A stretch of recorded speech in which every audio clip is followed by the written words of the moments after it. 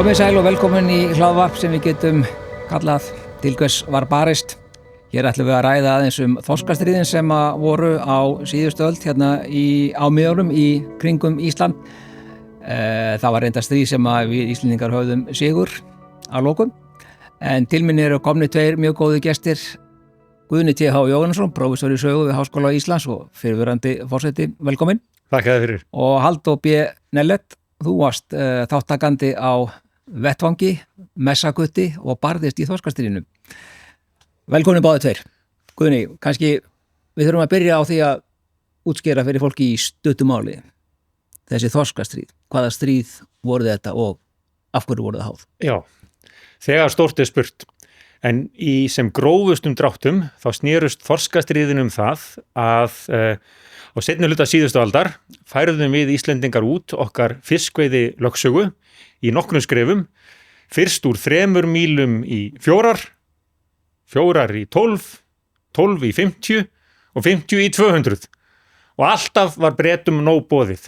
Alltaf sögðu þeir, þið eruð að gera þetta í blóra við alþjóðalög, við höfum hér rétt til þess að stunda okkar veiðar á hinu frjálsa hafi og við munum taka fast á móti. Fyrst gerðu þeir það þegar við færðum úr 3 í 4, 52, með því að beita löndunabanni, bönnuðu sem sagt, þetta verður ekki langur fyrirlestur, bönnuðu sem sagt landænir á ísfiski út í Bretlandi og Breta markaður mikilvægur fyrir okkur. Já, bönnuðu íslensku skipum í rauninni að koma. Já, togarar mátti ekki lengur landa sínum ísfiski í Bretlandi. Það dugði ekki til, þannig að Bretar létu undan, en við vorum komnir á bragðið og 58 fært út í 12 mílur. Þá segja Bretar við sjálfa sig og aðra, löndunabannið virkaði ekki, við verðum að bregðast við á annan hátt og sendu flota hennar hátignar á Íslands mið til þess að vernda breska togara fyrir sem sagt varðskipum okkar Íslendinga sem voru reyndar fá og smá og höfðu ekki leynuvopnið sem kom svo til sögunar og Halldór getur lýst betur á eftir. Við förum betur við það hér á eftir. Förum betur við það á eftir, en sumsé, þeir verða að láta undan á ný, 61, fallast á 12 mílur og svo 71 kemur ný stjórn til valda á Íslandi, kveðst munu færa fiskveiðilögsöguna út í 50 mílur, það gert 72 og sagan endurtekur sig á ný, Bretar vilji ekki senda skipin á miðin, herskipin, en sjá svo að ef þeir ætla að veiða hér, þá það eina sem þeir geta gert. Þannig að það kemur þorskastríð númer 2. Svo leysist það með málamiðlun og samningi, en aftur fært út 75 í 200 mílur og enn birtast herskip Breta á Íslandsmiðum með dráttarbátum líka, miklum drekum og ásiglingar, árekstrar mánuðum saman, en hinn þungi straumur sögunar okkur í vil, hafréttur að þróast okkur í hag og 1. júní 1976 samið lok fiskveiða Breta á Íslandsmiðum. Þeir fá reyndar að veiða hér aðeins fram á hausti eða fram til nóvemberloka, en þá út það og eftir það hefur breskur togari ekki veitt á Íslandsmiðum. Þannig að þetta hinn hnotskurn, þessi flókna saga, en margt þarna sem þess eðlis að það vel þess virði að kafa dýpra ofan í það. Sko, kannski eitt sem maður velti fyrir sér, Bretar náttúrulega siglingaþjóð, bara ein mesta siglingaþjóð og hafði verið aldir. Og með þennan stóra flota og guðma veit hvað. Við erum hérna á þessu náskeri hér í Norður Atlantshafi, Hvaðan kom okkur áræðinni í rauninni til þess að leggja til atlögu við Bretana hvað þetta varðar? Já, í fyrsta lagi auðvitað var það lífsnauðsyn að öðlast yfirráð yfir auðlindinni umhverfis Ísland. Guðmundur Kjærnested skipherra sem Halldór þekki nú að góðu einu var þjóðhetja okkar í þorskastríðunum. Sem byrjaði hjá sem messagutti 72. Já. Hann sagði við mig, ég leit á þetta sem framhald sjálfstæðisbaráttunnar. Ísland verður lýðveldi 1944 og það bara nokkrum árum eftir það að þessi útfærslu saga hefst. En svo auðvitað nutum við þess að hafréttur var að þróast okkur í vil. Það gerist í stríðslok að Harry Truman Bandaríkjaforseti gefur út yfirlýsingar það að Bandaríkin áskilji sér rétt til alls landgrunnsins umhverfis strendur Bandaríkjana og sömuleiðis að stjórna fiskveiðum þar fyrir ofan. Og ríki í Rómönsku Ameríku, Mið- og Suður-Ameríku ganga á lagið og sum þeirra gera tilkall til 200 milna, sko. Já, þarna 47, 48 og þar bil. Þannig að við megum alls ekki líta svo á að við höfum verið ísbrjótar á alþjóðu vettvangi í allir þessari hafréttarsögu. Við vorum fyrstir á Norður-Atlantshafi en ekki í svona heimsögulegu tilliti. Og auðvitað einmitt eins og þú myndist á, Bretland var flota veldi frá fornu fari og þeirra söngur hljómaði svo, Rule Britannia, Britannia rules the waves. Og það var einmitt, þú hefur kannski heyrt þetta einhvern tímann á talstöðubylgjunni, Halldór, þeir létu þetta ástundum togarakallanir á talstöðunum þegar þeir voru í góðu skapi og þegar vel gekk, þá var það Rule Britannia eða Land of Hope and Glory sem ættjarðaróður Bretanna. En svo komu klippurnar. Viljið ekki heyra hvað við spilum á móti þegar þeir spilum þetta? Já, hvað spilum þið á móti? Við spilum Megas. Við spilum Megas? Já, við spilum Megas.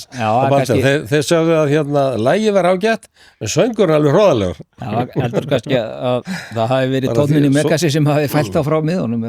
Já, Megas góður. Já, það rétt. Já. En sko, Halldór, þú ert 16 ára 1972 og í rauninni, sko, þú ert ekki á leiðinni í stríð. Þú ert á leiðinni eiginlega í bændaskóla. Hvernig vildi það til eiginlega að þú endar á sjónum sem messagutti hjá Guðmundi Kennarstein? Já, lífið er náttúrulega allt tilviljunum háð eins og maður múið gera þessu grein fyrir Láttu mig þekka það.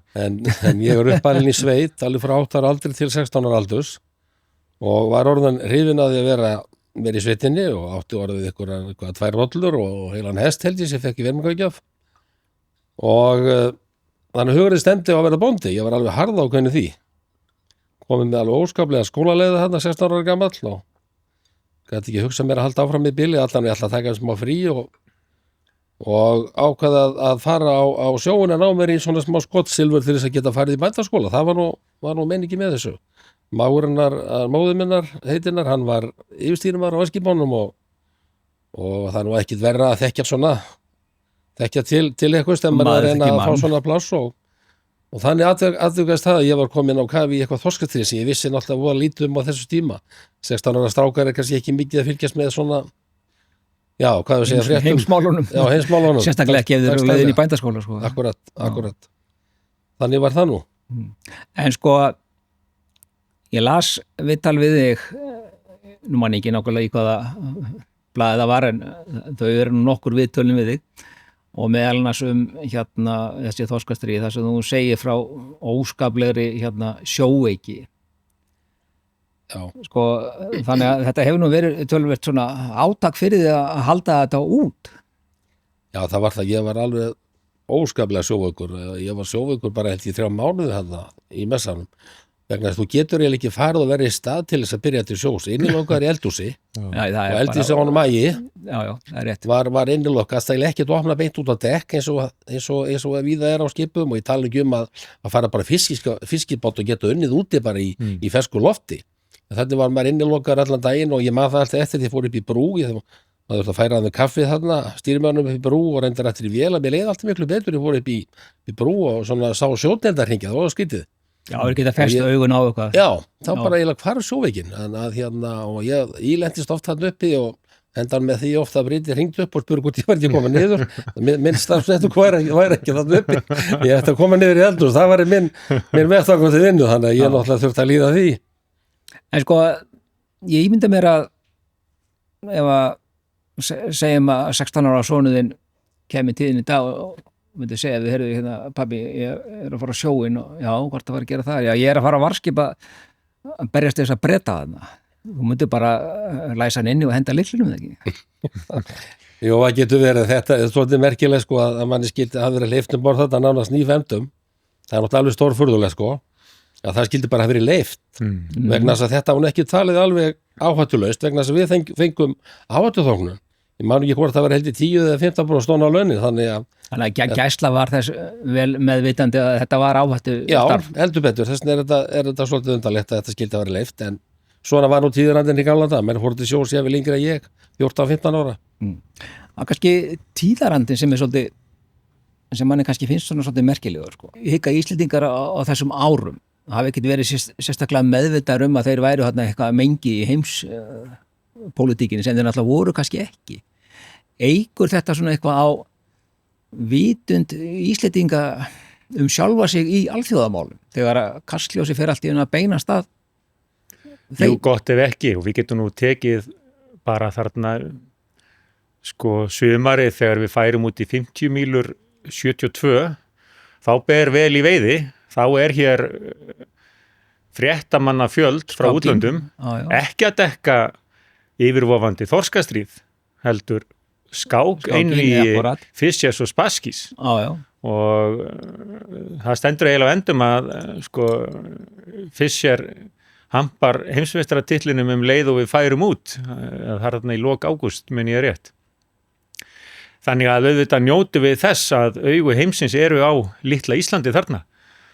Og svo heldur það áfram að það vekur auðvitað heimsathygli í janúar 73 þegar eldgos verður í Heimaey og það er í miðju þorskastríðinu.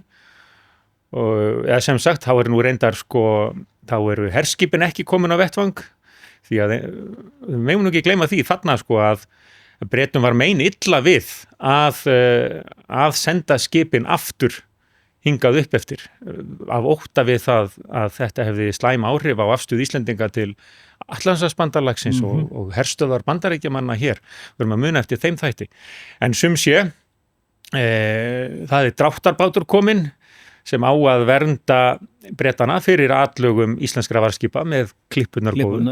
En svo fer að gjósa þarna og þá segja Bretarnir, þetta er refsing Guðs. Augljóslega. Þið hafið núna fengið að kenna á því, en okkar menn svöruðu.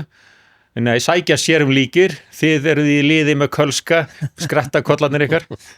Það er kannski, Halldór, hvernig hvað fannst ykkur Bretana? Ég meina, þið voru stundum í samskiptum við skipin og þetta þurftuðu að eiga ákveðin samskipti við skipin. Voru það svona Ídlivík svona Ídlivík samskipti, voru menna kýta eða?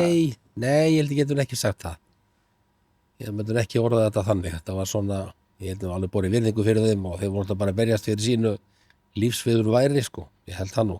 Já, við getum tekið til dæmis bara þarna þegar gosið hefst, þá segja allir bæði verndarskip Breta og togara skipstjórarnir þarf aðstoð og það kemur bara daginn að við náum að floti niður í landi og varðskip eru duga og líka það var nú leit þarna, það var skelfið 7 stjarnan og þá tóku Bretarnir og Þjóðverjarnir þátt í því.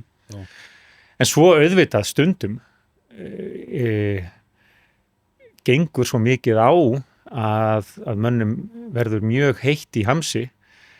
Það var til dæmis þarna í júní byrjun 73 gerð svo svakalega atlaga að Árvakri, vitaskipi sem var tekið í þjónustu gæslunar og stendur mér nú nærri því að afi Guðni Thorlacius var lengi með Árvakur, var nú komin í land þarna, en Árvakur fer á miðin og Höskuldur Skarphéðinsson, skipherra, var nú karl í krabbinu, ákveður að sigla inn í miðja þvöguna þótt hann hafi eiginlega ekki átt að gera það.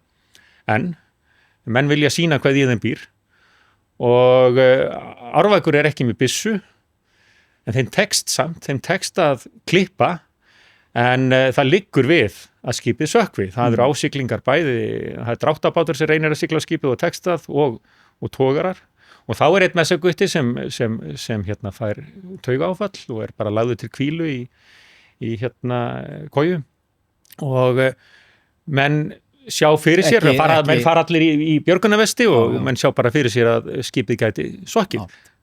Kannski aldrei hræddur? Varstu aldrei hræddur borð? Nei, ég var ekki maður treysti þessu köllum hann bór bara, það var þannig. En ég var einu sinni hræddur, ég veit ekki hvort ég endilega minnast á það núna, ég getur kannski komið að því seinna, ég getur kannski bara alveg klárað það núna svo, það var í 200 miljónum að þá vorum við búinir að gera hana Dæjamít og Víga, það rákum afturhóttin á Baldri í babúsíðin á henni, og sá nú sjálf að rífa sig á hol, að Höskuldur var það lægin að ég var á stýrinu mikið í Höskuldur, hann var það lægin að þegar það nálgust alltaf okkur þá rak hann skutin í þar og vorum að setja sérstaklega styrt stáltennur og ítutennur úr jarðviti sem fundum mjögst á norður á Raufarhöfn Kópavogsskeri minni mig og þetta er bara hefðbundin íslenskur herbúnaður. Já, settum þetta á sikkvort afturhornið á hann Baldri. Og þegar vorum búin að gera hann óvíga þarna, að rífa sjálfa sig bara hóla því að við slóum bara af og þá sá hann sjálfa sig að rífa sig hóla eins og ég sagði. Og hún fór aðeins afsíðist til þess að sleikja sárin og laga og fylla upp í þessi gös, hún kemist nú heim til Bretlands í slip. Að þá kom aðvíðandi freikóta sem hétt minni með Galatea held ég, hún kom hann að fullir ferð og þegar hún kemur hérna út úr sortanum og þá ég í pás á stýrinu, við stýrðum vonum 2 hérna með aðalega stýrinu á Baldri.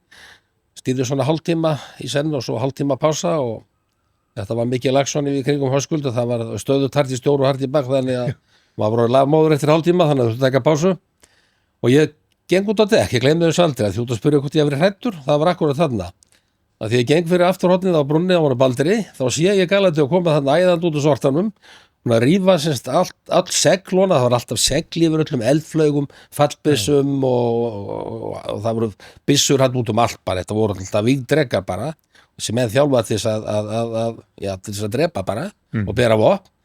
Þarna kemur hann æðandi að okkur úr sortanum og búin að taka þetta allt af og beinir öllum þessu byssum að okkur og þarna eru menn í fullum herklæðum, þeir voru í svona asbestkólfum, svona silfurlitum og þegar hann æði fram hjá okkur og með allar, maður horfði bara inn í byssukjaftana, þá skal ég viðurkenna að ég er ekki frá því að pumpan hefði tekið svona nokkur aukaslög þarna, en það var ekki lengi, svo sá maður, þeir eru bara að hræða okkur. Skiljanlega. Þarna var ég hræddur.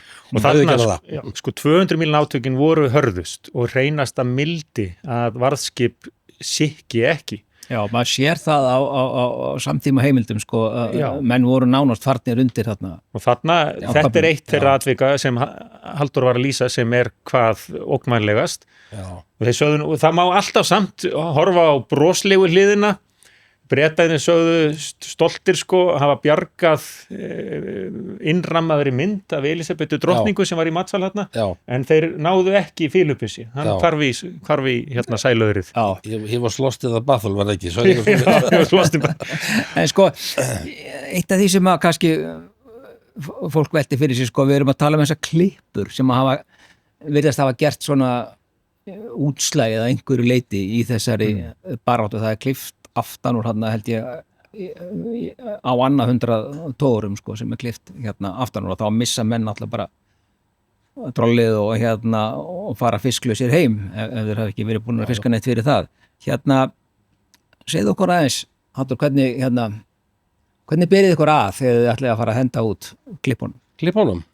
Já, og hvað er þetta? Þetta er náttúrulega rauninni bara kraka svona eins og menn nota og þetta svona var krókur svona kraka sem við lásum bara í tógvírin og þetta er áttavýrin á varskipónum og þetta var einu uppfinning sem að held ég Breta föndu upp í varandi tundurdublaslæði. Já, þeir notaði þetta til að slæða tundurdubla. Já, þess skáruðu festingar tundurdubla með þessu. Pétur forstjóri Sigurðsson, hann fekk þessa hugmynd að það mætti gera þetta. Og fekk með sér starfsmann hjá Vit- og Hafnarmálastofnun eins og hér þá, Siglingastofnun í dag. Friðrik Teitsson Friðrik, og þeir hönnuðu þetta saman og þetta, þú talaður 12 mílur, þetta var tilbúið 12 mílunum, þetta var prófað þá af gamla Ægi og Maríu Júlíu en einhverjum aðstöðum að þá var þetta aldrei notað. Já, það var, þekki ég söguna rétt, þá var það þannig að bæði þurfti ákveðið afl, minniskipin Albert og María Júlía hefðu nú varla getað klift nema við bestu aðstæður, held ég, og svo voru samningaviðræður hafnar á bakvið tjöldin þegar Pétur kemur þeim boðum til ráðamanna að þetta mætti nú reyna, þannig að menn ákvaða að doka við. Og það er líka, messaguttin kannski heyrði ekki allt um það, en það var oft gremja borð í varðskipunum í 50 mílna og 200 mílna átökunum því að það komi kannski bóðurlandi, sko nú eigum við aðeins að slaka ástrákar, nú ætlum við að reyna að tala við tjallan og nú ekki heimilt að klippa og það var kannski menn voru í kjörfæri að gera þá trollinu styttri en það mátti ekki og klassísk saga af þessu í janúar 76 þá fer Geir Hallgrímsson forsætisráðherra til Lundúna til viðræðna við Harold Wilson og staðráðinn í því að finna lausn sem báðir aðilar getur unnað við og þarna Bretar sjá að þeir eru að tapa þessu stríði og vilja ganga ansi langt til samninga og Geir sömuleiðis, maður málamiðlana, maður lausna og finnst sem það sé góður tónnimönnum og kemur þeim boðum heim til Ólafs Jóhannessonar, formanns Framsóknarflokksins og dómsmálaráðherra að það sé hans eindræga ósk og ég aðeins að einfalda flóknarsögu en svona þetta í grófum dráttum það sé eindræg ósk forsætisráðherrans að varðskipin hafi sig hæg núna rétt á meðan menn eru við samningsborðið út í Lundúnum eða í Checkers, sveitasetrinu þar fyrir utan. Gott og vel. Ólafur svona með semingi felst á það en boðin eru sein að berast. Og okkar maður Guðmundur Kjærnested í bardagaham á flaggskipinu Tí og heyrir að það sé að koma skeiti úr landi. Og hann veit alveg hvað stendur í þessu skeiti. En eins og Nelson forðum lét hann kíkinn fyrir blinda augað, heyrði ekki neitt, sá ekki neitt og klippti.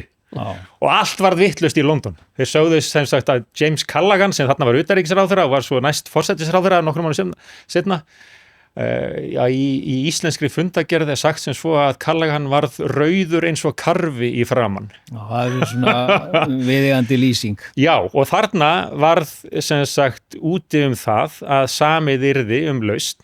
Geir fer heim án þess að hafa samning með sér og þetta líka ágætis dæmi það sem nú erfitt að rekja í stuttu spjalli að innanlands stjórnmál spila alltaf rullu hérna líka. Já, við ætlum kannski aðeins að koma. Þú bara lætur mig vita og ég fer að segja þér aðeins að því því að hér á Íslandi þeir sem vildu mest og gefa eftir sem minnst mótuðu alltaf umræðina. Hinir sem voru frekar á þeirri skoðun að það mætti nú leita málamiðlana og betri einn fugl í hendi en tveir í skógi eða þorskar, hvernig þú vilt hafa það.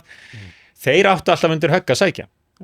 Varkárni var alltaf líkt við vesaldóm í landhelgissögunni. Já, það nú kannski gömul sagunni. En sko, Halldór, mér langar aðeins að spyrja þig sko út í að þú varst þáttakandi í þessu stríði sem við göttum svo. Fannstu fyrir því þegar þú komst í land og fórstu að spjalla við vini og fjölskyldu að þú værir að gera gagn út á sjó? Var þetta mikið rætt? Já, þetta var á hversmanns vörum held ég þessum árum, já, það var rætt. Og stóð mömmuðinni alveg á sama? Nei, ég hugsa henni ekki alveg stað á sama en ég held bara eins og ég sagði við hérna áðan held ég að hún treysti bara, maður hafði óbilandi traust á þessum yfirmönnum sínum þarna og öllu skipperunum og bara allir áhöfninni bara, maður hefði ekki farið, ég hefði verið fyrstumæður í landi ef ég hefði ekki treyst þessu fólki og ég held að það hefði verið eins með foreldra mína. Kannski menn á þínum aldri þarna 16, 17 og 18 ára, kannski þeir láta sínum ekki kannski allt fyrir brjóstið brenna eða það að segja, þeir vilja kannski bara vera á vettvangi það sem að gerast. Já. Þetta var bara svo mikill einhugur bara, við voru staðrafnir bara í því að vinna þetta stríð, það var bara þannig. Og eins og Guðni mittist á hérna áðan með þessi klippuleyfi, þetta voru alveg óskaplega niðurdrepandi tímar þegar við máttum ekki klippa. Og mórallin fór bara niður öllu bara, það fóru bara í fílu bara. Já. Og það var öllu bölvað í sand og ösku og handóniti stjórnmálamenn og við semjum ekkit, við sigrum það bara, það var þessi andi var alltaf borið skipunum. En sko, þegar þið hendið út klippunum með það fyrir að klippa aftan úr þessum tórum veiðafærin, var ekki svolítið spennandi að sjá hvort að það tækist? Jú, það var það. Og við mistum náttúrulega, sko, þegar þið voru að komast upp á lag með þetta, við mistum náttúrulega nokkur sem af þeim, sko. Já, því að þegar við þurftum stundum að keyra svolítið hressilega, bara 18-19 mílur til þess að að forðast ásiglinga, þannig að vera að keyra alltaf, reyna að keyra á okkur þegar vorum að klippa, og ef við sigldum og hratt þá liftist það bara eðlisfræðinni þannig, þá liftist það úr sjó, það tók smá tíma átt að segja á því, þurfti að þyngja það, þannig við fundum svona langa keðjubút, og það var alltaf fyrir vikið alltaf með miklu erfið að henda klippunum í hafið þegar keðjubútin var komin á þetta, en þarna fórum við að ná þeim oftar, þannig gáttum við klift á meiri ferð. Já.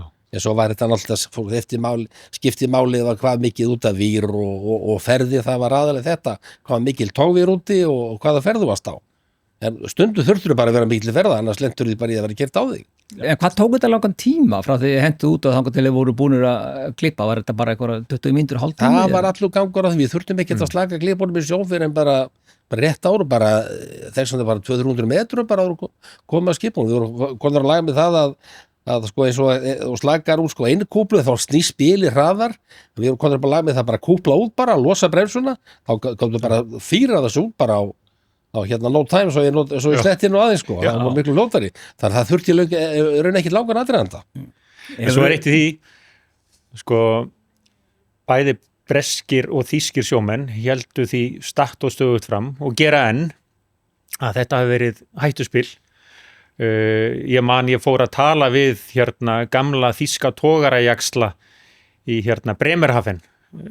Þjóðverjarnir gerðu mest út frá Cuxhaven og Bremerhaven og Bretarnir Hull og Grimsby, Fleetwood og Aberdeen upp í Skotlandi. Og ég var hérna á svona minni bjöguðu þýsku að rekja þessa sögu og sagði sem sagt, og svo hérna með klippurnar að hérna Íslendingar beittu þessu vopni og það gekk vel og átti ekki að skapa eina hættu og þá bara reis einn beljakinn upp og sagði sko, das ist nicht wahr, þetta ekki satt og hann var borð í togara Erlangen sem hérna var klippt aftan úr, segja þjóðverjarnir en Guðmundur og þeir á Ægi sverja það alveg af sér, segja að hann hafi bara fest og þess vegna hafi hérna vírin slitnað og þeir segja mér nú sko gamlir gæslukallar að lang oftast eða þetta á að vera þannig að höggið eða skurðurinn kemur það djúpt í sjónum en svo ef fyrir einhverja ólukku ert með skurðin alveg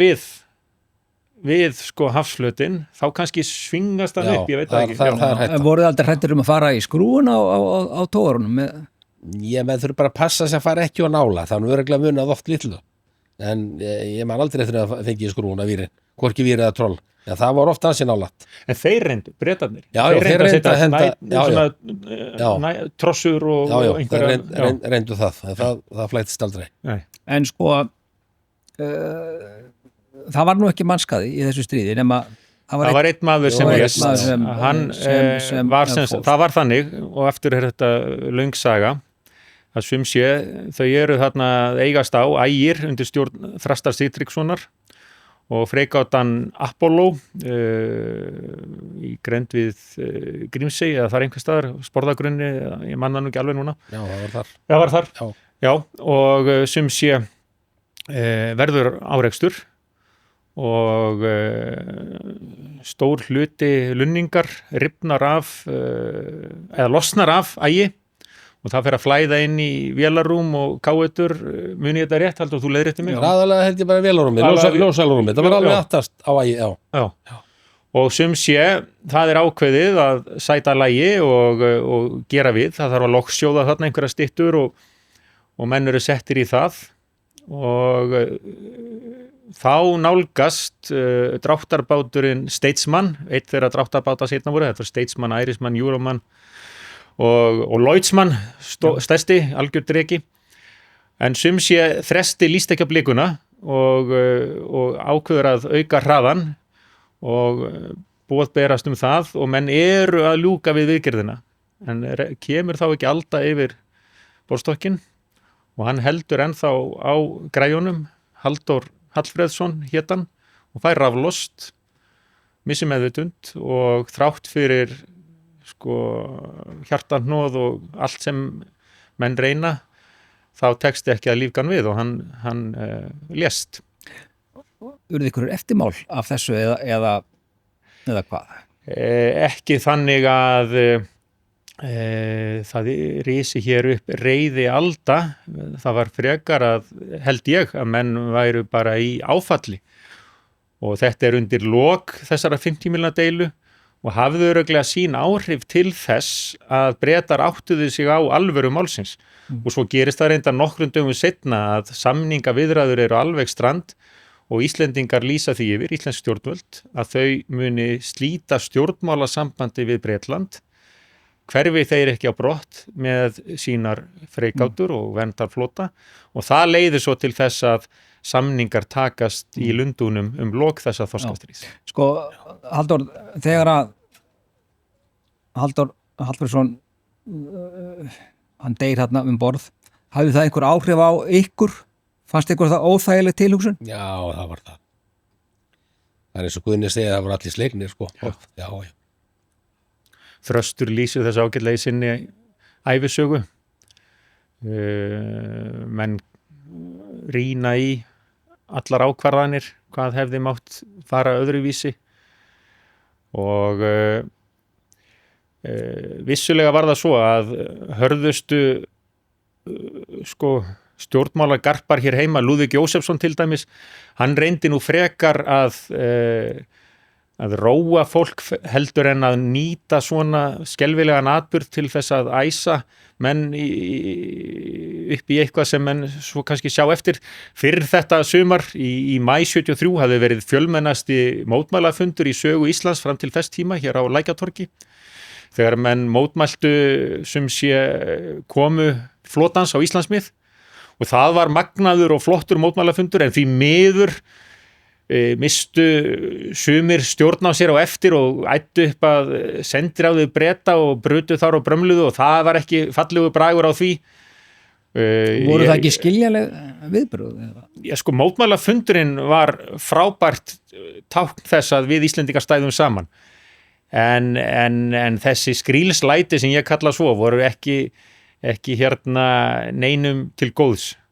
Nú ég að skrifa alla þessa sögu og maður notar alls konar heimildir, maður tala við gamla garpa eins og Halldór og fleiri og svo eru skýrslur Breta úr sendiráðunni hér og úr utanríkisráðuneytinu í Lundúnum og skýrslur annara, bandarísk gögn, þýsk, dönsk, norsk og þar fram eftir göttunum og dagblöðinu þetta og svo til dæmis dagbækur þeirra sem komu við sögu og þeirra meðal var nú forveri minn á forsetastóli, Kristján Eldjárn og hann skrifaði eftir þennan mótmælafund að þarna hafi íslenska þjóðin ekki sýnt sínar bestu hliðar. En auðvitað var þetta ekki íslenska þjóðin í heild sinni.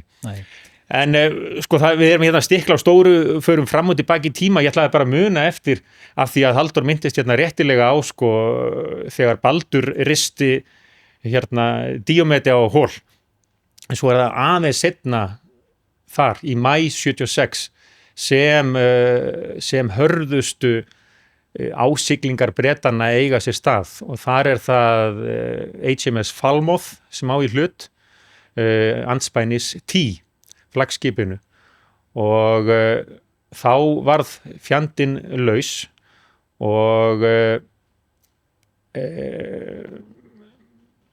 þeir eru þá staðráðnir í því bresku freigátu kapteinarnir vita að það styttist í þessi átök öll sem þeir ætla að kveðja ég segi nú ekki með stæl en þeir ætla að kveðja þannig að það Íslendingarnir viti að þeir þeir láti ekki undan svo auðveldlega og Plúmer heitinn, skipherra á Falmouth hann ákveður bara í hitaleiksins að fara þvert á allar reglur og boð og siglir bara með stefnið beint á bóg Ægis og Tís Tís og þar varst þú borð þarna? Nei, ég var á Baldri rétt já. Og þeir segja í brúnni, Ægi, nú fer hann yfir Guðmundur Kernesteð nei og smám saman, sástu þetta? Ég heyrði, ég var á stýrinni á Höskuldi, vorum við þegar að vera mermið þannig rétt já og ég heyrði þegar hann Jón Steindórsson var að lýsa þessu hann sagði að hann komin inn í okkur miðja þá horfir hann úr brúnni aftur eftir þyrlubandinn á Tí og þegar hann sér stefnið á á Falmouth inn á miðjum þyrlupalli að veit náttúrulega ekki að stefnið fór úr en Pétur Sigursson var náttúrulega algjör snillingur fyrir að fórstjóri Gæslunnar. Týr var smíðað þannig að það var hálfgerð brynvörn utan af vélarrúminu á honum og fyrir neðan sko linnugana var hnaust ykkur listi þannig að Falmouth var ekki komin inn í mitt vélarrúm á Tí, eins og hann lýst í stöðu þegar Jón Steindorsson, ég heyrði þetta því ég var á stýrinni hjá Höskuldi á Baldri heldur var stefnið úr Falmouth og jú, það voru rispur og svona en það sá ótrúlega lítið á honum með að við þetta mikla högg og ekki einu sinni eins og Gunni segir, heldur tvisvar. Já, tvisvar. Því að þarna haldaði sér sko, þeir eru á kafi í sjó í þyrluskýlunu nokkrir og bara halda dauða haldi. Já, og þeir voru undir sko þyrlupallinum að stjórna spilinu. Já. Slag út klippunum. Og hann þannig Elías heitinn. Elías og Siggi Bergmann, já þeir voru báðir. Hann hélt hann yrði bara að láta sleppa. Hann þarna á kafi í sjó sko í mínútu 1,5. Og það bara hægara sagt en gert sko. Já. En svo losnar Týr frá Falmouth eftir þessa svakalegu ásiglingu og sæti lagi. Siglir upp að Carlisle, togara þarna og klippir. Og þá fíkur nú í mannskapin aftur og aftur kemur Plúmer með fregatuna og seinni ásiglingin eins hörð og hann sagði mér eftir á, ég ræddi við hann og marga af þessum fregátu kaftinum, hann sagði mér að hann hefði búist við því að vera kallaður fyrir sko herrétt því að hann sem sagt fór ekki eftir því sem tilmælin hljóðuðu, það átti ekki að beita freigátu á þennan hátt. En þarna í þessum hasar líka byggja freigátu kaftinarnir ítrekað að hóta, að mega hóta og standa við að beita sem sagt fallbyssum. Skjóta þá þetta fyrst við. En það var eiginlega kannski spurning sem að ég var með hérna á blaði sko, var skotvopnum beitt einhvern tímann? Já, við beittum skotvopnum. Já, við beittum skotvopnum, já. Nærri því sögtum tógaranum Everton á Grímseyjarsundi, 73. Og náttúrulega viðvörun á skot. Já, margótt viðvörun á skot. Og C.S. Forrester hérna, Höskuldur hérna með Þór, 74. Það var endar í svona, það var friður svona. Já, það var friður. Þannig í rauninu voru þessar fallbyssur á þessum íslensku varskipi, þær voru notar til árása. En þó kannski aðalega þessi viðvörun á skot sem að maður heyrði nú svo ofta af. Og það var mjög kurteisleg skotárás þarna á Everton í rjóma blíðu. Þá hafði sem sagt loftskeytamanninum á Ægi tekist að svona aðeins rýna í og ráða í dulmál Bretanna það hvar þeir segðust vera hverju sinni og þeir voru nú allræmdir sko togaraskiptunni bresku þegar herskipin eru komin og þeir eiga veið í hólfum en þú segir þessum hundum ekkert hvar þeir eiga að sitja sko og þeir voru alltaf að stelast einhvert annað þar sem þeir töldu veiði von.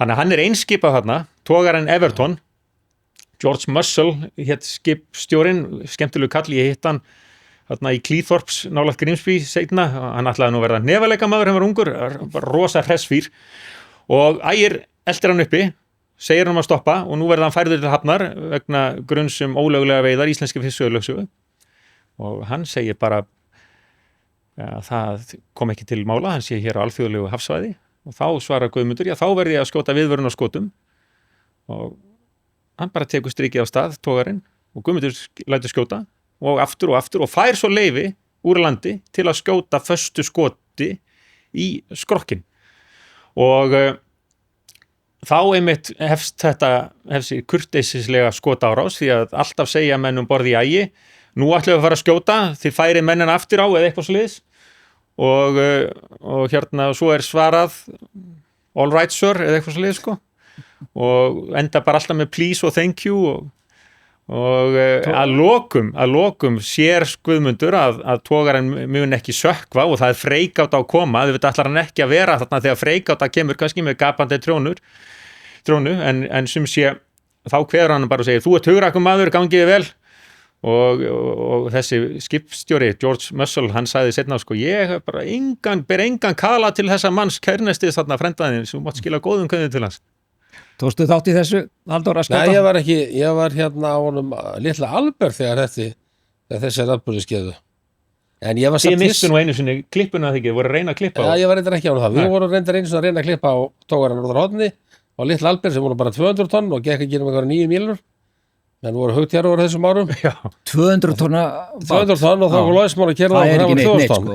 Já, 10 sinni stærri. Já, en ég held nú reyndar að Loismann hefði skemmt meira en Baldur vegna þess að þegar hann kerði við vorum að klippa og hann hefði náttúrulega getað kert á okkur en hann vilja sko, en hann kerði svona þrælaðist fram fyrir okkur og Babos akkerði á honum Albert, það stóð út úr, það er ekki inn í skápum eins og eftir í dag, það stóð út úr sem það er utan á bóknum á honum og ég held að það hefði akkerði hafi dæltað hann meira heldur hann dæltað okkur þannig að við sluppum nú ágætlega út á þessari viðurregn við að Loismann sko, en var það en Everton og ég aðeins koma því, ég var alveg hissa hvaða Guðmundur frændiðinn var nú kurteis við kaftinn á Everton sko, að skjóta þetta fram en í sko, að sko seinna þegar hann Höskuldur lenti í Jón C.S. Forrest það var það sem ég var að meina og mismælti mig á þann það var að milli stríða þegar hann Höskuldur, það var 74, það var að milli stríða að þegar hann tók hann hirtan C.S. Forrester að hann skaut bara vélar með á hann á skrúin á hann og stoppaði hann þannig að mér fannst nú frendin kannski vera full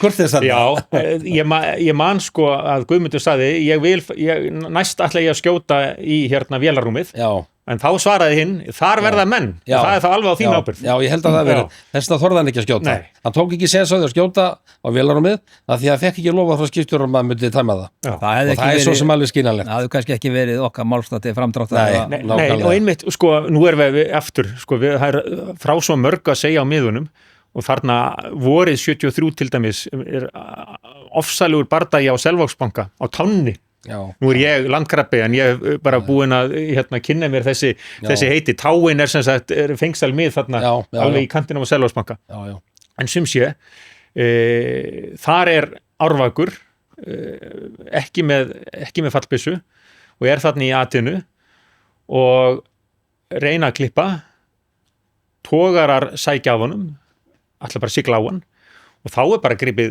sko riffill. Það var ekki fallbyssu varvægri. Sko. Já, engin fallbyssa, það bara tekið riffill og bara og mér án að sagt að sumir þessara riffla hefðu verið bara úr búastríðinu sko, fyrir Við lánuðum það í Þjóðleikhúsið þegar góðidóttin Svæk var syndur það lánuðum þessi riffla þangað. En sum sé einn þeirra skipstjóra sem þarna var Michael Patterson minnum mig sko hann bara heyri kvinn og bara pum og í sem sagt í brúnni það er bara gatt, bara svona fet frá honum. Þarna náttúrulega hefði geta farið verr því að það hefði ekki verið okkar málstað til framdráttar ef breskur togaraskipstjóri hefði sem sagt stór slasast eða látið lífið. Skotir með riffli úr búastríð. Já, einmitt. Það hefði verið hróðalegt alveg bara. Sagði þetta næsta bæðar. En sko, það er alltaf erfitt að tala sakfræði hvað ef þetta hefði ekki gerst eða hitt hefði ekki gerst, hvað hefði þá gerst sko. Við fáum svo sem aldrei svar við því sko. En Halldór sko hefur ekkert velt í fyrir þér hvað hefði gerst ef þetta stríð svo kallega hefði ekki sko unnist.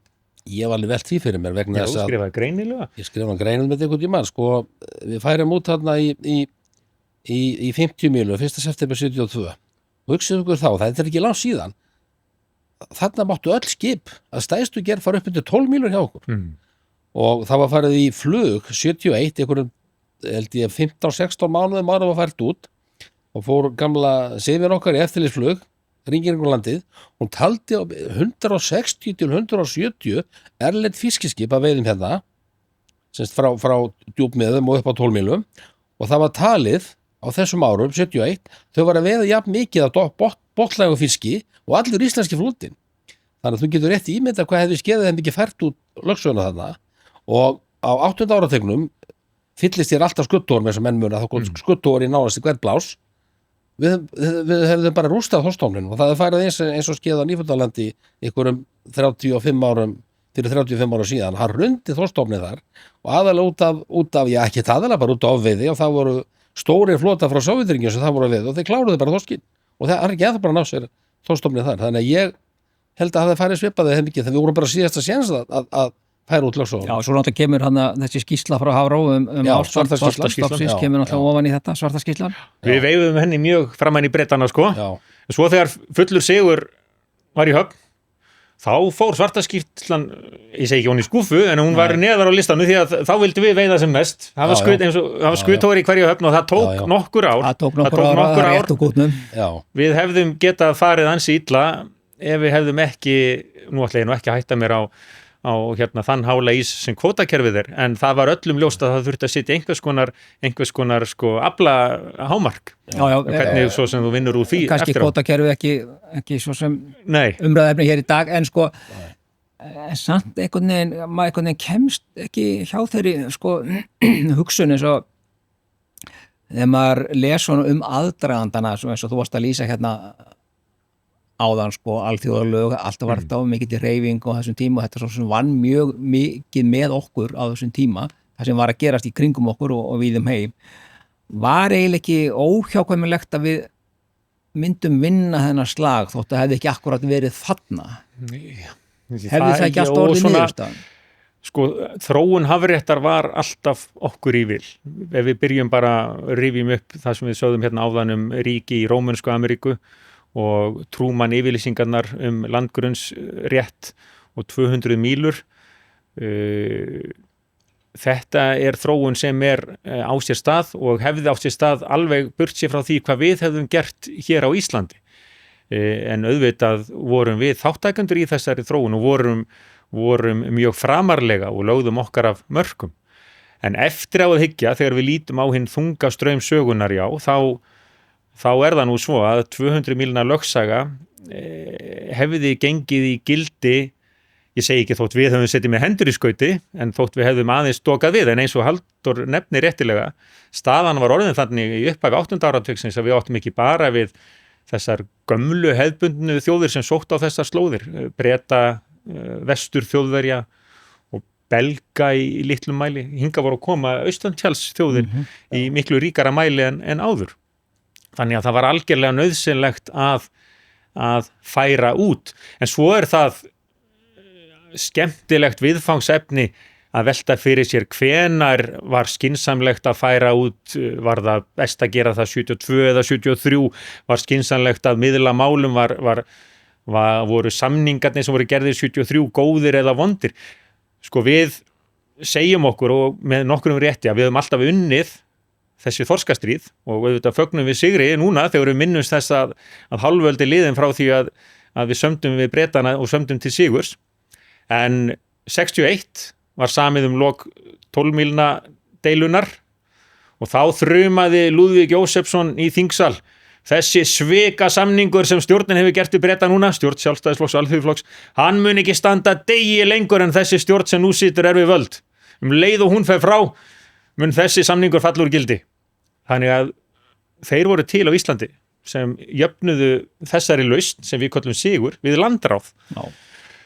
Svipaðir upp á teiningnum 73, þá Lúðvík afturorðin sjávarútvegsráðherra og þetta auðvitað flókinsaga, ég biðst forláts, en sem sé, stjórnir riða til falls því að Ólafur Jóhannesson sem forsætisráðherra, hann vill semja og kemur með samning og segir bara við Lúðvík, félaga sinni í ríkisstjórninni, ég stend og fell með þessum samningi. Og Lúðvík ég segi nú ekki miður sín, ég held að hann hefur nú sjaldan verið miður sín, en honum finnst þetta afar illa gert af forsætisráðherra Íslands að hafa samið við Breta þegar fullur sigur var í höfn. Þannig að á innanlandsstigi, á sviði innanlands stjórnmála, menn alltaf að takast á. Og það flókin saga sem við verðum að hafa í huga leið og við horfum á það að saman vorum við einhuga loka takmarkið. Ég að leggja loka hönd á bókum þessa 50 mílna deilu og ég skal ljóstra því upp hérna núna að ein línan þar þennan einingarmátt okkar annars vegar og illdeilur á innanlandssviðinu hins vegar hljóðar svo: við stóðum sundruð saman. Við stóðum sundruð saman. Og það svo margt í þessu líka, ef ég má halda áfram með það, með alþjóðalög, því að megin atriði landhelgissamningsins 1961, þegar við öflugum viðurkenningar Breta og Þjóðverja, Vestur Þjóðverja á 12 mílna lögsögunni, var það að kæmi til frekari útfærslu fiskveiðilögsögunar við Ísland, þá mættu þessi ríki, Bretland og Vestur-Þýskaland, skjóta ágreiningi það til alþjóðadómstólsins í Haag, sem myndu svo eiga loka orðið. Þetta var bara samningur sem ríkisstjórn Íslands gerði. Landráðasamningurinn, eins og Lúðvík orðaði. Já. En sko... Og þá, svo kemur að því að ný stjórn tekur við valda og þá segir Lúðvík bara, og Ólafur Jóhannesson og Hannibal Valdimarsson sem voru þarna í forsvari, það var einhver önnur ríkisstjórn sem samdi. Þetta kemur okkur ekkert við. Og Bretandi verður bara, hvað í gangi? Já. Þannig að, sko, þegar við líka segjum nú til dags að alþjóðalög og alþjóðadómstólar séu vörn smáþjóðar í hörðum heimi, þá skulum við hafa samband við einhverja gamla lögspekinga í Lundunum sem munu segja við þig frá Íslandi, kanntu annan betri. Já, þetta er svona einhvers konar heillandi óheiðalegi. Já, smáþjóð í hörðum heimi verður að spila með það sem hún hefur og við verðum það bara líka að horfast í augu við það að ef menn vilja réttlæta og verja þennan landhelgissamning frá 61, þá lenda menn í smá vandræðum en menn alltaf svo líka réttlæta og verja að hann sé hunsaður. Já, vissulega. En sko, Halldór, þegar þú tala við ungt fólk í dag og ég veit ekki hversu mikið þú ert að segja þínu fólki frá því þegar þú varst yngri maður og í þorskastríði, er það ekki bara flesti sem rekk upp svona stór augu, skilur unga fólki í dag hvað það var sem við vorum að fást við? Hvernig upplifur það? Nei, því miður held ég að sé eitthvað, það er eitthvað mikið sem vantar upp á held ég, hvað þau segja, menntun, varandi þessi mál, ég talaði ungt fólk og það veit alltaf að þessu. Ég gleymi ekki því að koma einu sinni á honum, á einhverju varðskipinu og laðist við Akkeri held ég að verða á Þórshöfn á Langanesi og lítið strákulhaupandinn í fjóri, ég fór á bátnum í landi, skurðar með land og kom lítið strákulhaupand úr bandaskólanum og hann fór að spyrja hvað skipið það væri. Ég sagði þetta er varðskip Landhelgisgæslunnar og ég fór að spjalla, hann er verið svona 10 ára gammal að spjalla við hann, en hann kom algjörlega fjöllu, ég fór að spyrja svona gammal að spjalla við henni eins ég sagði og þú eru hvort að vissi eitthvað Landhelgisgæsluna og þorskastríðin og hvað við verum að gera, hann vissi bara ekki neitt á greiði, sko, þannig að það er eitthvað sem vantar upp á fyrst mér. Nú ert þú að kenna látt skeið svo sem kent sögu, hver er þín reynsla af því þegar þú byrjar að tala þorskastríðin, finnst þér eins og séu allir meðvitaðir þetta? Eða er það bara þeir sem eru fæddir miðja síðustu öld? Þessi blessu börn sem koma upp í háskóla og eru með það á dagskráni að læra sögu, þau kunna nú einhver svona grunnatriði í þessari sögu, blessunarlega, en svo kannski opnast fleiri dyr þegar menn fara að skoða betur og ég held að það sé eins og Halldór nefnir ekki svo að unga kynslóðin nú til dags viti mikið þessa sögu sem er eiginlega miður og við þurfum þá bara að reyna að gera eitthvað í því. Þú ert alltaf búin að leggja þetta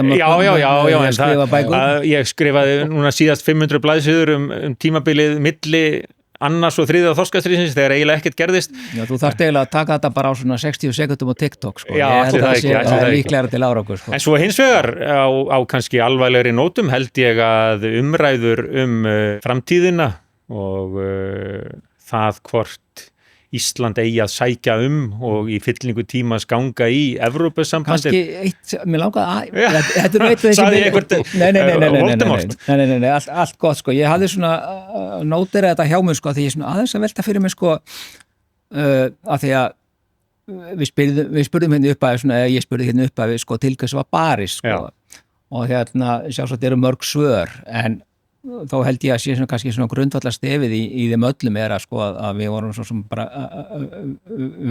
verja rétt okkar til þess að nýta okkar eigin, sko, auðlindir.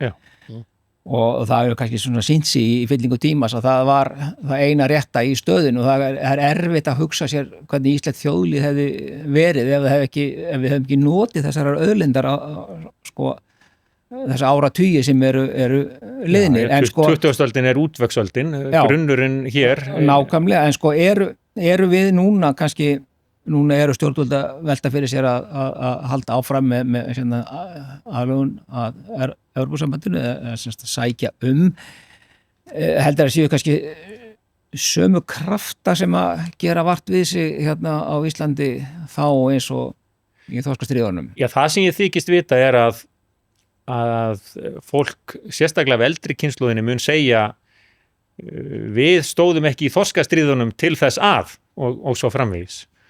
Og þorskastríðin verða og hafa alltaf verið nýtt og á þau minnst í umræðum afstöðu Íslands til þessarar megin spurningar núna á sviði utanríkismála. Og þá held ég að sé einmitt mjög heillavænlegt að menn viti meira en minna þessi átök. Auðvitað er þetta breytt landslag, Bretland er ekki í Evrópusambandinu, en grunnforsenda framfara er að ég hygg enn sú sama hér, að Íslendingar þurfa að eiga síðasta orðið nýtingu auðlinda hafsins. Halldór, fyrir maður sem tók þátt í þessu, hvernig horfir þetta við þér? Verður kannski svona smá pirraður þegar þú fer að velta því fyrir þér, þú tókstu þátt í þessu, þú varst þarna, þú veist hvað margir lögðu mikið á sig á þessum tíma. Er það þá umræðan þessar þjóðarskakræs? Já, eða bara ef til þess kæmi að Íslendingar myndi fara undir þessa sameiginlegu sjávarútvegsstefnu Evrópusambandsins með þeim. Eins og staðan í dag, þá leist mér bara alls ekki nóg vel á það. Nei. En ég teki eftir því að stjórnmálamenn sem eru hlynntir þessu að fara þarna inn, að þeir tala alltaf að setja fá undanþágu og allt það frá fiskveiðistefnu, en ég teki sérstaklega eftir því að þeir forðast varanlegar. Það var engin sagt varanlegar undanþágur og síðast þess að heyrðu á Alþingi það var komið, hvað sögðu þeir, langvarandi, það var það nýjast að heyrðu. Hvað þýða langvarandi undanþágur? Er það 5 ári eða 10 ári eða ég treyst ekki þessu fólki bara, alls ekki, en ef ég sæi eitthvað svoleiðis þá mætti alveg skoða það, en það þarf að vera fast í hendi og skotelt, algjörlega skotelt. Vegna þess við megum ekki missa yfirráðan yfir fiskveiðilögsögunni sem börðust fyrir, bara alls ekki. Það er mér skoðun. Þá vitum við svarið við spurningunni til hvers svar barist, það er til þess að ráða yfir okkar gjöfulustu auðlind. Já, og við sem unnum sögunni og viljum halda henni á lofti til þess að læra af henni og til þess að njóta hennar, fögnum því að það sé búin til dæmis þáttur eins og þessi, þar sem við getum spjallað þessa æsandi tíð. Og eina sem ég myndi vilja hnykkja á kannski út frá spurningunni hvers vegna unnum við, væri að leið og við Halldór höfum verið að nefna hérna hasarinn á hafi úti, klippurnar sem skiptu sköpum, hugrekki varðskipsmanna og einur og djörfung, það þurfti hæfni og kjark og þor til þess að sigla varðskipum í námunda við freigátur og dráttarbáta og klippa og tógvíra. Það er ekki gert lítið úr því þótt við bætum við hinum útskýringar þáttunum þegar við svörum spurningunni hvers vegna unnum við. Og þá einmitt við höfum minnst á það hérna, hafréttin, hvernig hann þróast okkur í vil, samúð með litla Íslandi. Og við höfðum alltaf góða stöðu í áróðurstríðinu eða orðastríðinu eins og Helgi Ágústsson, diplomat kallaði, hann var nú betri en engin út í London þarna á 8. áratugnum og náði góðum samböndum við breska fjölmiðlamenn og það var tiltölulega auðvelt fyrir okkur að búa til mynd af litla, saklausa, vopnlausa Íslandi sem ætti í höggi við flotaveldi, fornt heimsveldi sem beitti ofbeldi gegn lítilmagnan. Þetta fór stundum ferlegi taugarnar á Bretunum því að lifistandard hér var orðin hærri en í Bretlandi. En þetta kom svo vel út fyrir okkur. Litla sæta Ísland, stóra flotaveldið Bretland. Þannig að þetta var okkur í vil, þróun hafréttar já, og svo má ekki gleyma hernaðar mikilvægi Íslands. Já, við nutum þessi þorskastríði að vera í miðju köldu stríði. Já, þetta var NATO-vopnið svo kallaða. Bandaríkjamenn, stundum fannst mér þeir furðu værukærir eða sem sagt, þeir vissi ekki í hvort fótinn þeir ætti að stíga, en svo koma að því alltaf að þeir sögðu við Breta á baku tjöldin kannski, þið verðið að hafa forgangsröðina rétta, við verðum að meta meir hernaðar aðstöðu á Íslandi en hagsmuni einhverra togara eigenda og sjómanna í Grímsby og Hull, þakka ykkur fyrir. En þetta var samt vand með farið, því að Bandaríkjamenn sögðu líka við sjálfa sig og stundum við okkur, ég heyrðu, þið eru að hafa hér í hótunum að loka herstöðinni, og gerum það bara. Hvernig kemur það við ykkar efnahag? Hvernig ætlar ykkur að líða hér án þess að hafa hér nokkrar varnir? Þannig að þetta var tvíeggjað vopn og var vand með farið, en hefði enn verð farið á hafi úti, hefði einhver hörmungar atburður átt sér stað og Guð þessi lof að það varði ekki verða. Þá veit ég ekki hvernig hefði verið brugðist hér við. Við slítum stjórnmálasambandi einu sinni við Breta og það í fyrsta skipti og eina skipti sem stjórnmálasambandi hefur verið slítið milli tveggja aðildarríkja Atlantshafsbandalagsins. Það var komin svo mikill hiti í menn hér heima og þetta vopn hlaut alltaf að virka. Og svo, við nutum samúðar á Norðurlöndum, en ráðamenn þar voru nú stundum hneykslaðir á þessari frekju og eins og einn norski diplomatinn sagði þegar þú ert nógu lítill þá kemstu upp með allt. Ég held að maður sem er búin að skrifa nýbúin að skila af sér 500 sína bók landhelgis stríðið eða þorskastríðin, hann gæti haldið áfram hér í allan dag eins og sagt er. Já, ég byrst forláts. Halldór. Ég langar að taka undir, ég er alveg sammála Guðna að vera okkur í NATO skipti gríðarlega miklu máli í þessu og náttúrulega kannski ekki, það er einu sem kannski ekki mista, það hugrekki stjórnmálamanna. Ég vil gera þeim hátt undir höfði, þeir voru hugrekkir þessu tíma að fóra að fara út í þennan slag. En varðandi NATO, að ég held að þessi ekki allt komið fram þar að hálfu Bandaríkjamanna, þeir hafa beitt Breta miklu þrýstingi, kannski þetta er komið fram setna, ég veit það ekki, og bara hreinlega sett þeim stólið fyrir dyrnar. Þegar þessi samningar sem við náðum, þeir voru hreint ótrúlegir að það 1. júní. Já, 76, já. Já, 1. júní 76, lok þolkastyrjana, 200 miljonar, að ef maður rétt þá var hann Antoni Krossland, utanríkisráðherra þeirra Breta sem skrifaði undir þetta með honum Einari Ágústssyni, það var ekki Oslo held ég. Jú, og Matthías Bjarnason var líka sjávarútvegsráðherra. Matthías Bjarnason, þetta var alveg ótrúlega góði samningar sem við sköpum okkur svo sterka samningsaðstöðu með þessum öllum sem við erum að nefna og sérstaklega með klippunum vil ég meina að hann er þingmaður Grímsby. Eða maður rétt, hann er þingmaður Grímsby og gerði þennan lélega samning fyrir þeirra hönd, það er alveg hreint ótrúlega hvað það var lélega samningur. Það voru nokkri tógar sem fekk á veiða hérna 6 mánuði, einhverjum 3-4 hólfum minni, svo voru farnir 30. nóvember. Samt mótmælt til Lúðvík. Já, Lúðvík var alltaf á móti öllu samningu. Samningar eru svik. Það vildi berjast til sigur. Já, en eins og Krossland sagði, við Einar og Matthías, þið farið heim sem þjóðhetjur. Ég þarf að fara heim til Grímsby og útskýra þetta afhróð. Hann viðurkenndi það. Já, viðurkenndi það. En já, það var eitt frægasta og ég held ég megi segja eitt besta slagorð íslenskrar stjórnmálasögu þegar Magnús Kjartansson, ritstjóri Þjóðviljans, frumaði á fjöldafundi í september 58 þegar Bretar voru komnir inn með herskipin í 12 miljonadeilunni. Þá sagði hann yfir líðin: við semjum ekki við Breta.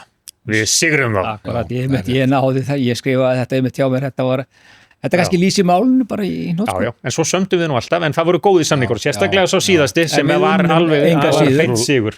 En samningur með okkar sigri, náttúrulega. Já, sömdum til sigurs. Það sagði Geir Hallgrímsson, hann vildi semja til sigurs.